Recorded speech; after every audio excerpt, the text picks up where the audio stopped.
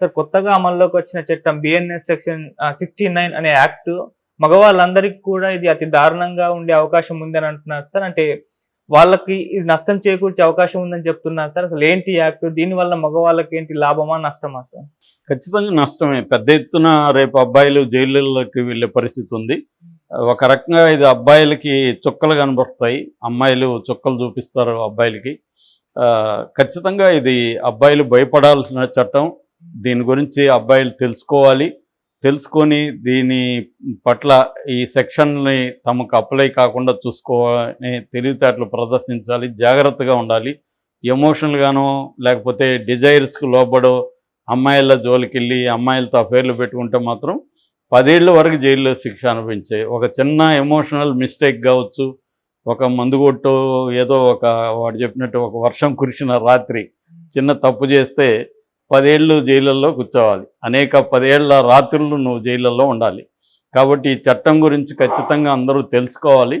అసలు ఏం చెప్తుంది ఈ చట్టము, అంతకుముందు ఈ చట్టం లేకముందు ఏమునింది, ఈ విషయాలు మనం మాట్లాడదాం. గతంలో ఐపీసీ ఇండియన్ పీనల్ కోడ్ ఉన్నింది, అట్లాగే CrPC criminal procedure code, evidence act. ఈ 3 స్థానాల్లో ఇప్పుడు బిఎన్ఎస్ భారతీయ న్యాయ సంహిత, బిఎన్ఎస్ఎస్ భారతీయ నాగరిక సురక్షా సంహిత, తర్వాత సాక్షి అధినియమం భారతీయ సాక్షి అధినియమం, ఈ 3 వచ్చాయి. అంటే కోడ్ అండ్ యాక్ట్ అనేవి పోయి సంహిత, నియమం, నియమం అనేవి 2 వాటి ప్లేస్లో యాడ్ అయినాయి. అయితే ఇప్పుడు ఒక అబ్బాయి ఒక అమ్మాయిని ఏదో మాయ మాటలు చెప్పో లేకపోతే ఇంకోటి చెప్పో ఆ అమ్మాయితో ఇంటర్కోర్స్ చేసిన అంటే లైంగికంగా వాళ్ళిద్దరు కలిశారు. కలిసిన తర్వాత ఆ అబ్బాయి తను ఏవైతే హామీలు ఇచ్చాడు, అంటే ఫర్ ఎగ్జాంపుల్ పెళ్లి చేసుకుంటాను నిన్ను అనేసి అన్నాడు. ఆ అమ్మాయిని నమ్మింది. పెళ్లి చేసుకుంటాడు కదా, ఎలాగూ ముందే ఎంజాయ్ చేద్దాము అనుకున్నారు. ఇద్దరు కలిశారు. కలిసినాక ఈ అబ్బాయి నిన్ను పెళ్లి చేసుకోలేదని చెప్పేశాడు. అప్పుడు ఆ అమ్మాయి కేసు పెట్టింది అబ్బాయి మీద. దీనికి గతంలో ఏముండేదంటే section 90 IPC Indian penal code section 90 ఏం చెప్పేదంటే non consensual sexual act, misconception of fact అనేది అక్కడ ఉండేది. అంటే ఒక అమ్మాయిని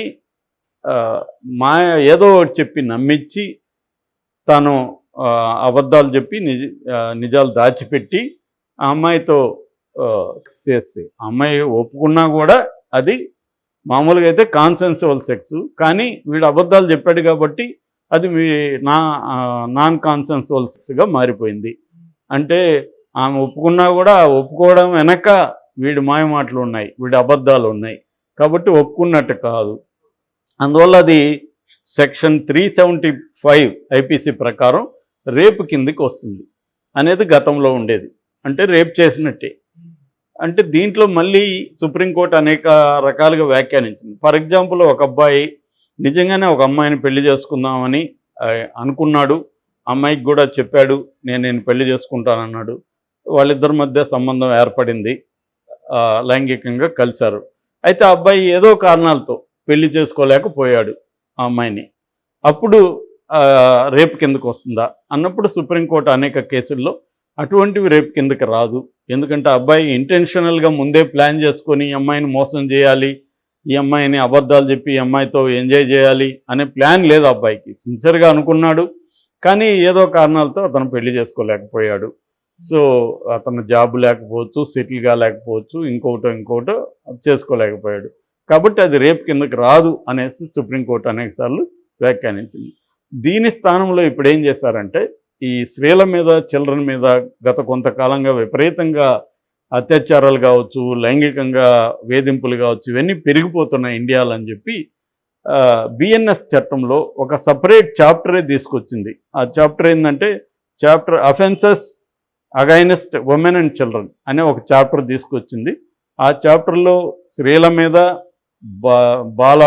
ముఖ్యంగా బాలికల మీద జరిగే నేరాలకు సంబంధించి కఠినంగా వ్యవహరించడానికి కొన్ని సెక్షన్లని తీసుకొచ్చింది. ఇందులో బిఎన్ఎస్ 69 చట్టం అనేది ఇంపార్టెంట్. బిఎన్ఎస్ 69 చట్టం ఏం చెప్తుందంటే ఈ పదం ఈ సెక్షన్ ముఖ్యంగా అబ్బాయిలు ఎవరు మర్చిపోకూడదు. ఇది నైట్ మేర్ అంటామే, పీడకల లాంటిది ఈ చట్టం. ఏమాత్రం ఆదమరిసి ఒక తప్పు చేసినా ఇది పీడకల్లాగా నిన్ను వెంటాడుతుంది, నీ జీవితం నాశనం అయిపోతుంది. ఈ 69 చట్టం ఏం చెప్తుందంటే, ఎవరైనా ఒక అబ్బాయి ఫాల్స్ ప్రామిసెస్ చేసి ఒక అమ్మాయి చేస్తే ఆ అమ్మాయి ఆ ఫాల్స్ ప్రామిసెస్ ఇతను నెరవేర్చలేకపోతే ఆ అమ్మాయి ఇతని మీద కేసు పెడితే ఈ చట్టం ఈ సెక్షన్ కింద 69 BNS కింద 10 ఏళ్ల వరకు జైలు శిక్ష పడే అవకాశం ఉంది, ఫైన్ కూడా పడే అవకాశం ఉంది. అయితే ఇక్కడ ఫాల్స్ ప్రామిసులు అంటే ఏంది, అది కూడా చట్టం నిర్వచించింది. ఫాల్స్ ప్రామిసులు అంటే నిన్ను పెళ్లి చేసుకుంటానని చెప్పొచ్చు, లేదా నీకు ఉద్యోగం ఇస్తానని చెప్పొచ్చు, లేదా నీకు ఆల్రెడీ ఇప్పుడు నేను ఉన్నాను, నాకెందెవరో అమ్మాయిలు పనిచేస్తున్నారు, మీకు ప్రమోషన్ ఇస్తాను నాతో కానీ నువ్వు ఒప్పుకుంటే అనేది నేను చెప్తే, ప్రమోషన్కి ఆశపడే అమ్మాయి నాతో కలిస్తే నేను ప్రమోషన్ ఇవ్వకపోతే అప్పుడు అమ్మాయి నా మీదకి BNS కింద కేసు పెట్టచ్చు. ఇతను నాకు ప్రమోషన్ ఇస్తానని అబద్ధాలు చెప్పి నన్ను వాడుకున్నాడు అని.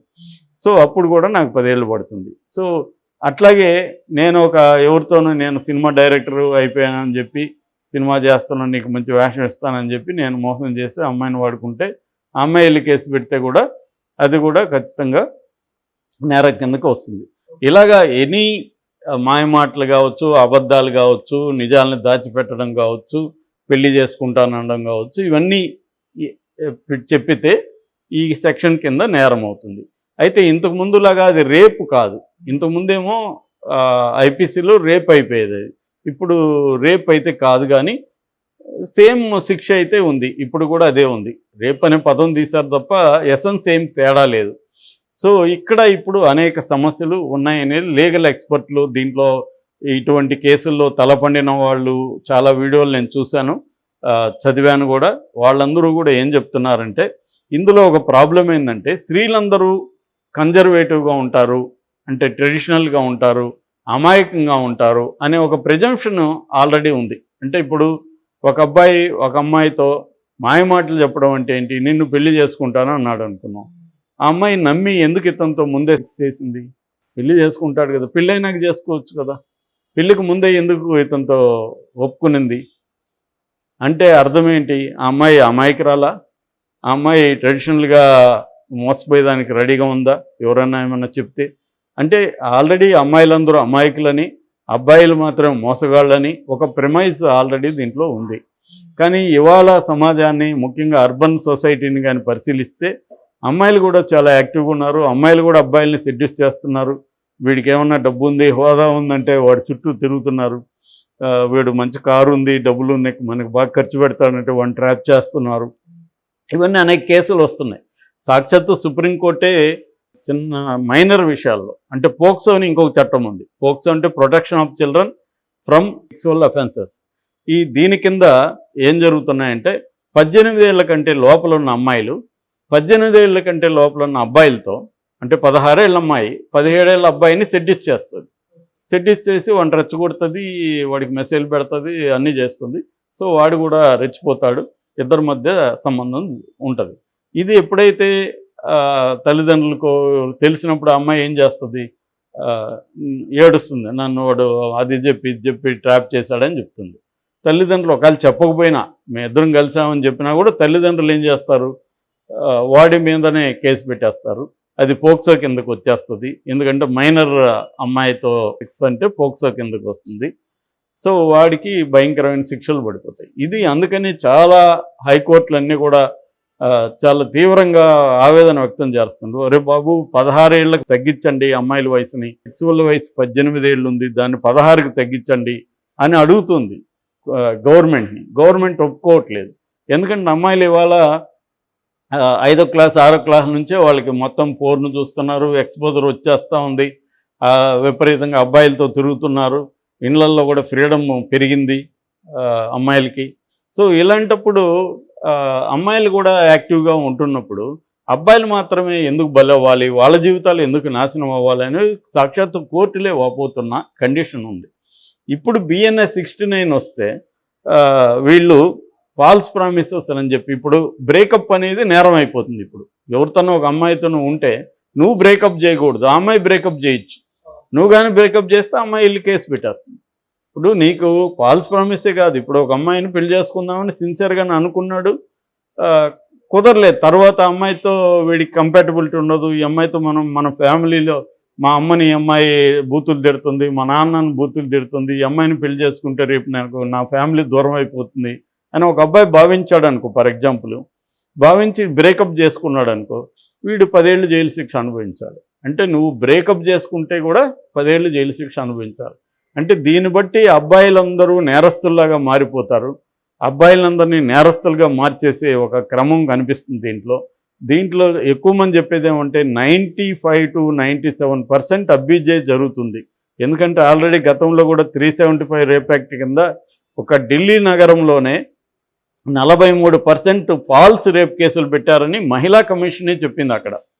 అంటే ఎవరితో ఇప్పుడు పక్కింటోడితో నాకు గొడవ వస్తుంది, ఇమీడియట్గా నేను వెళ్ళి మా వైఫ్ని రేప్ అటెంప్ట్ చేశాడని కేసు పెట్టేస్తా అవతలవాడి మీద. సో అది సీరియస్ అవుతుంది. కాబట్టి ఇటువంటి కేసులు భయంకరంగా పెరిగిపోతున్నాయి. Abusing of the act. నిజానికి మహిళల మీద దాడులు, పిల్లల మీద దాడులు అనేవి దేశంలో పెరుగుతున్నాయి. దీనికి సంబంధించి మహిళలకి రక్షణ అవసరం. అట్ ద సేమ్ టైం దీనివల్ల ఇప్పుడు ఈ చట్టం BNS 69 వల్ల ఏమవుతుందంటే అబ్బాయిలందరూ నేరస్తుల్లాగా అయిపోతారు. ఇద్దరు కలిసే ఎంజాయ్ చేస్తారు, అమ్మాయి కూడా ఒప్పుకుంటుంది. అసలు మనం ఏమి ప్రామిస్ చేసుంటారు, అబ్బాయిలు ఏవి ప్రామిస్ చేసుంటారు, సరదాగా ఇద్దరు కలుస్తారు, ఒప్పుకుంటారు. కానీ నువ్వు బ్రేకప్ చేస్తే మాత్రం అమ్మాయికి కాలుతుంది.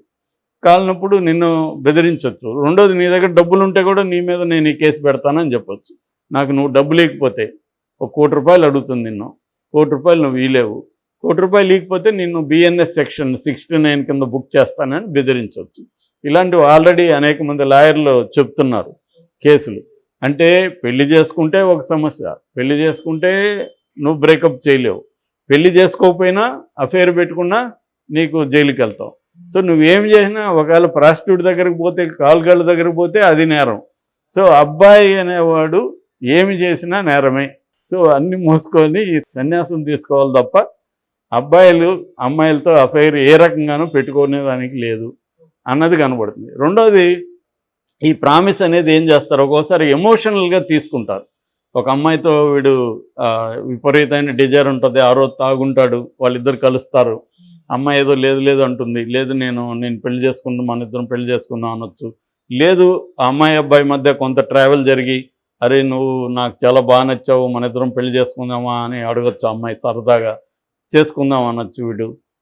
అంతేగాని వీడికి ఏమి అమ్మాయి సీరియస్గా అంటుందని వీడు నమ్మట్లేదు, ఆ అమ్మాయి కూడా నమ్మట్లేదు, సరదాగా ఏదో అనుకున్నారు.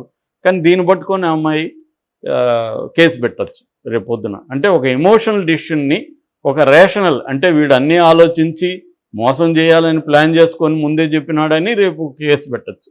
వీడు మోసం చేయాలని లేదు, వీడికి జస్ట్ ఎమోషనల్, మందేస్తున్నాడు, ఆ అమ్మాయితో బాగుంది, ఎమోషనల్గా ఏదో అన్నాడు, మనం లైఫ్ లాంగ్ కలిసి ఉందామని. ఇట్లాంటి బోల్డ్ మాట్లాడుకుంటారు, అవన్నీ నిజాలు కావు. కానీ మోసం చేయాలనే ఉద్దేశం కూడా ఏమి ఉండదు, సరదాగా ఎంజాయ్ చేద్దాం అనుకున్నారు, మన ఇద్దరం కలిసి ఉందాం అనుకున్నారు. ఆ టైంలో ఒక ఇంపల్సివ్గా మాట్లాడితే దాన్ని నువ్వు లాజికల్గా కోర్టులో రేపొద్దున వీడు ముందే ప్లాన్ చేసుకొని ఇలా చెప్పాడని చెప్పేస్తే బలవుతారు కదా. ఓవరాల్గా అబ్బాయిల్ని క్రిమినల్స్గా మార్చే ఒక ఇది కనిపిస్తుంది. ఎందుకంటే అమ్మాయిలందరూ అమాయకులు కాదు, అమ్మాయిలు కూడా ఒక్కొక్కరు 4గురితో 3గురితో 5 మందితో అఫైర్లు పెట్టుకుంటున్నారు ఈ కాలం. కాబట్టి వాళ్ళు 4గురులలో ఎవరినో 2-3 బ్లాక్మెయిల్ చేయొచ్చు రేపొద్దున. వాళ్ళు తప్పు చేయరు, అమ్మాయిలు తప్పే చేయరు అన్న ఇది సెన్స్ ఇక్కడ ఈ యాక్ట్లో కనబడుతుంది. అబ్బాయిలు మాత్రమే తప్పు చేస్తారు అనే జెండర్ బయాస్ రివర్స్లో కనిపిస్తుంది అనేది దీని మీద ప్రధానంగా ఉంది. ఏదేమైనా అబ్బాయిలు మాత్రం చాలా జాగ్రత్తగా ఉండాల్సిన అవసరం అయితే ఉంది. సో ఇష్టం వచ్చినట్టుగా నువ్వు నోటికి వచ్చిన అబద్ధాలు చెప్పినావంటే కష్టం, నిజాలు చెప్తా కూడా కష్టమే. ఎందుకంటే నువ్వు నిజాలు చెప్పాను నువ్వు అనుకుంటున్నావు, అమ్మాయి అబద్ధం చెప్పాడని చెప్తుంది.